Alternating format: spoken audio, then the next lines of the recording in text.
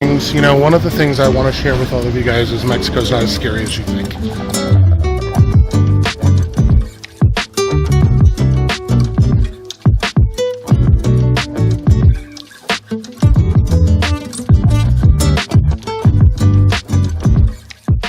Here we go. Here we go. Here we go.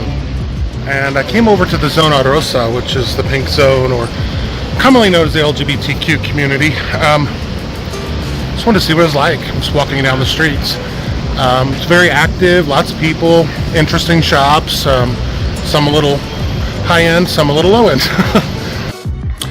The Zona Rosa generally reminds me of the West Village in New York City. It's very alternative, but very, very nice, and actually gave me some vibes from my hometown of St. Louis in the States. What a beautiful place. I mean, this is really just a beautiful area. So many people, so much energy. I know it's kind of the nightclub district at night, but it's not right now. It's more of a shopping and social and people hanging around, walking the streets, and just people going in there everywhere. And there's all kinds of people here. So I feel very safe.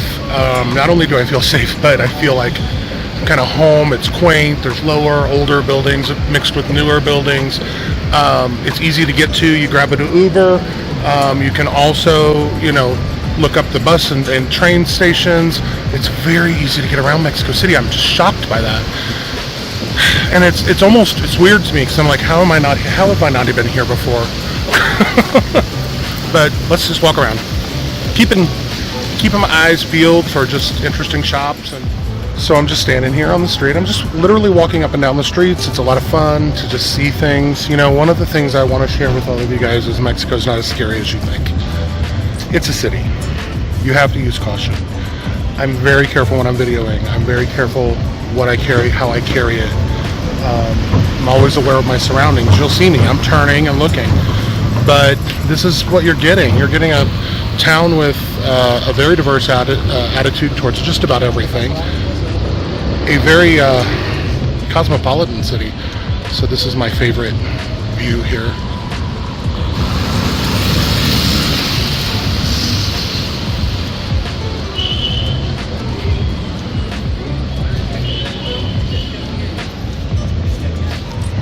I'm sure there will be others. We'll keep going. Starting to rain. Welcome to Mexico City. Every afternoon you get a good downpour. I'll probably have to seek shelter here in a minute.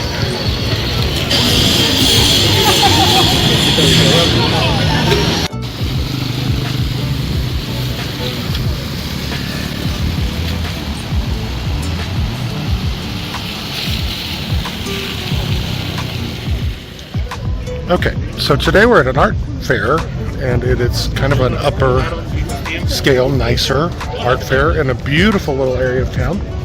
So let's check it out.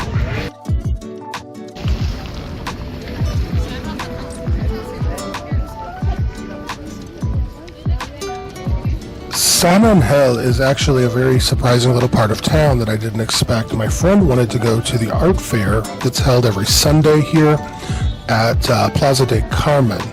That plaza is just a little bitty point right at the entrance of this area, but there are all kinds of shopping, different little, I would call them little mini malls, but really they're bazaars, or these buildings were, you know, this was a rancho. This was a large area with big haciendas, and they've now all been turned into restaurants and shopping and all of that. There's some beautiful places. We went in this restaurant and kind of scoped it out. The grounds are beautiful. One of those places that you just wanted to stay and hang out and read.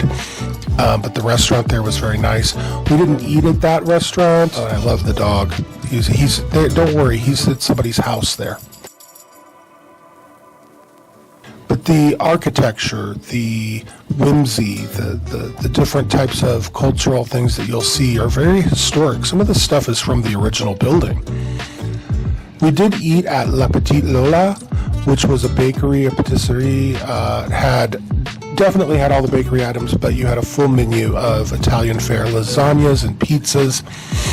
It was delicious, absolutely delicious, and I would refer you to go there. It is wonderful. But make sure you walk down the street behind. There's a little street that goes up behind the Plaza del Carmen, and there's actually the Plaza de San Jacinto, which is still part of San Angel, but this whole plaza was full of art, and we didn't realize that until they were closing up, so we missed part of it. But the event goes way beyond where you enter. And definitely check out the little plazas that are attached to it. You'll see restaurants and beautiful places to eat and to have coffee. This was at number 11, Plaza de San Jacinto. There's restaurants, there's shopping, there's everything to do. It is beautiful.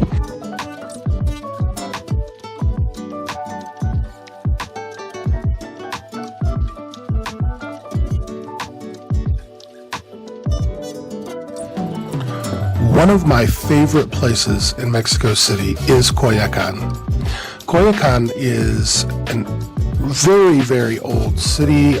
There's parts of it from colonial days, but it is just absolutely beautiful. As you can see, it is tree-lined streets, cobblestones, very colonial, very old world, but there are plenty of restaurants and shops, and it's a very diverse and open type of a place. The Plaza Santa Catarina is very beautiful. There's an old church there, and there's a great restaurant right across the street where you can sit up and overlook the plaza of the church. It is beautiful. The restaurant is delicious. I wish I could remember the name, but if you find it, it's directly across the street. You can't miss it. And then adjacent to that is the Coyoacan Cultural and Educational Center. Here in Ajijic, where we live, we have the Lake Chapala Society. This reminded me strongly of it.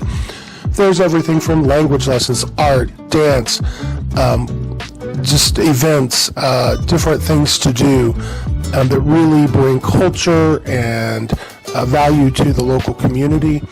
And it is such a beautiful place to go. It's open to all. You can just walk right in and enjoy the grounds. It's quite a beautiful place, and I wish I knew more about the history. We didn't have time, but I will tell you, take some time and enjoy yourself here. It's beautiful.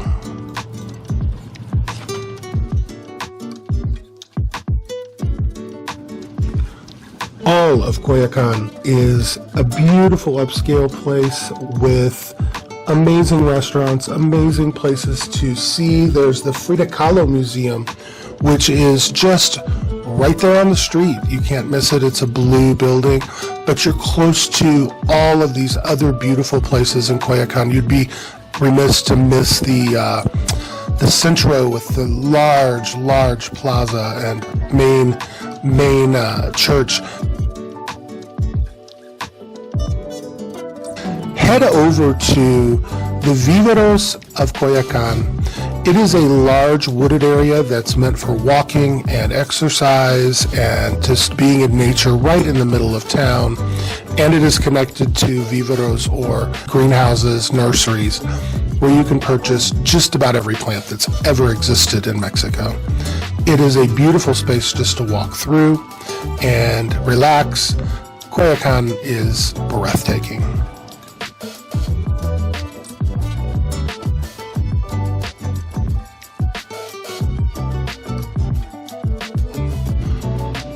And then one of my favorite memories, we stayed near Portales Norte or Colonia Norte. There was a beautiful Friday market that sets up a TIANGUIS, and you're able to just walk through. It's open to the public. They had prepared foods like I have never seen. You can just purchase all of your meals. You don't have to cook a thing. Or they have these amazing breads, amazing vegetables and fruits. I would recommend trying to find something like this in Mexico City. I honestly have never been to a tianguis this nice and with this much variety, and the locals simply love it.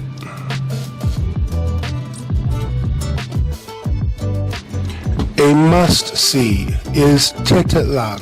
TETETLAN is an old house. It was built by an architect in a cave.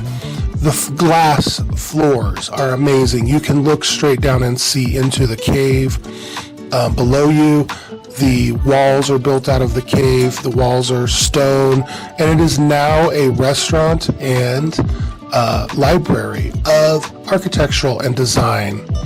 And so it is basically a cultural center, and the food is amazing. I had some black mole chilaquiles, which were delicious.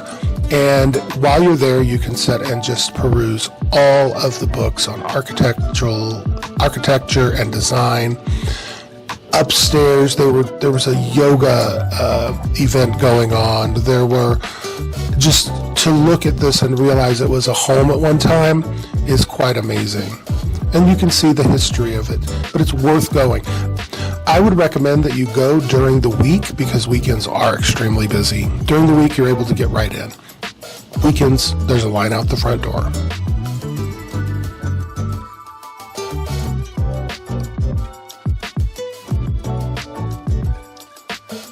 And if you remember, I've known my friend for 35 years. We were pen pals.